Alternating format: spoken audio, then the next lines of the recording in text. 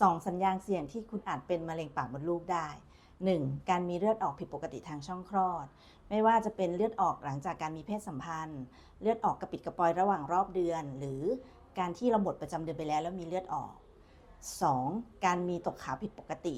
ไม่ว่าจะเป็นตกขาวมีกลิ่นผิดปกติตกขาวมากผิดปกติหรือตกขาวปนเลือดล้วนเป็นความเสี่ยงในการที่คนไข้มีโอกาสเป็นมะเร็งปากมดลูกเพราะฉะนั้นถ้าคุณผู้หญิงทุกท่านมีอาการเสี่ยงเหล่านี้ควรเข้ามารีบปรึกษาแพทย์เพื่อตรวจรักษาและป้องกันมะเร็งระยะรุกรามค่ะ